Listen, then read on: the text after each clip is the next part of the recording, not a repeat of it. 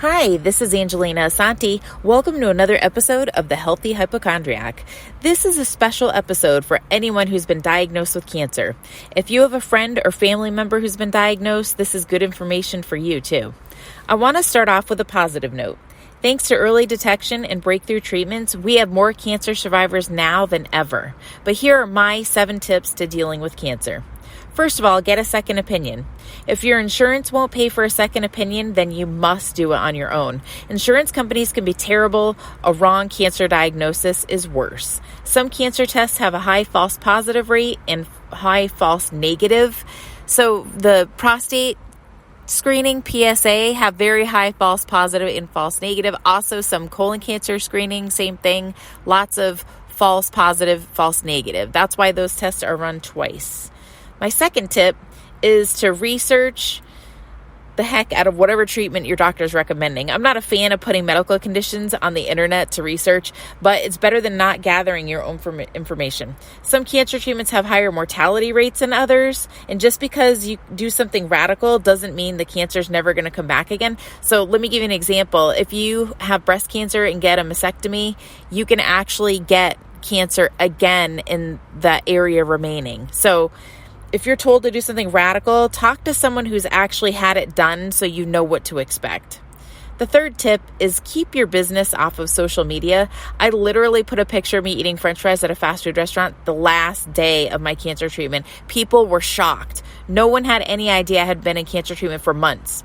I cringe when I see pictures of people on social media saying stupid things like, "No one cares about this person in chemo. Please like their picture." No.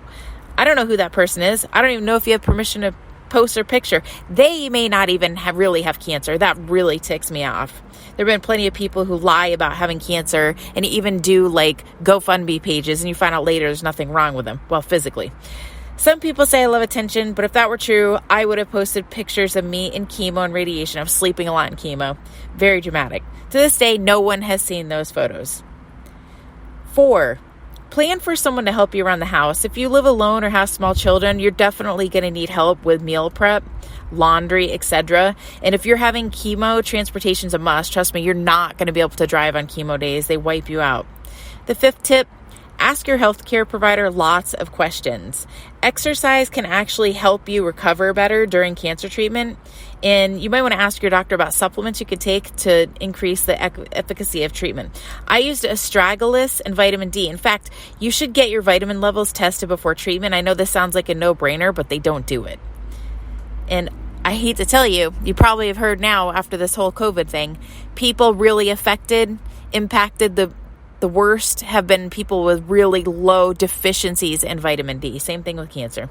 Tip 6, prepare for the outcome and how you're going to talk to people about what's happening and how it may permanently affect you. I suffered horribly with lymphedema before it was diagnosed. Now I manage it. If you are having lymph nodes removed, know you will have lymphedema, and you should ask your doctor to assign you a rehab specialist to deal with this permanent disability. You're going to have to wear compression or you're really, really going to be in pain. A word of caution, people can be really stupid with their comments. I had so many people tell me they knew someone who died from cancer when they found out I was diagnosed. Duh, we all know someone who died from cancer. That doesn't help.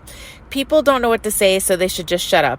If you have children, now's the time for gentle truth. You don't want to scare them, but they should know you have cancer and are getting help from a doctor. 7, get counseling. I joke about it, but I did see a counselor for about a year. Cancer is traumatic and stressful. And the problem with cancer is survivors worry at the slightest pain or cramp that it's come back.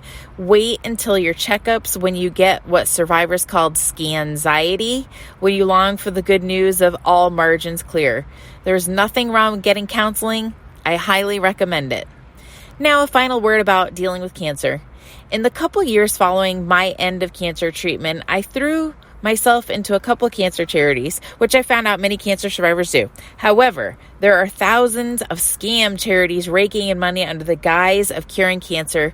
Please go to charitynavigator.org and find a charity with low overhead and high ratings. I just can't do this show without telling you about my own national and international award-winning cancer journal. Thank God I got cancer. I'm not a hypochondriac anymore. It's funny and contains great advice and sarcastic comebacks for anyone going through cancer or their caretaker. Cancer sucks. You may as well laugh at it. Amazon doesn't protect small nobodies like me from getting hurt by third-party sellers, so make sure you click on my link below where my retail price is only $12.99. God bless you, good luck, and please feel free to contact me if you have questions or comments. Thank you. Signing off, Angelina Asante.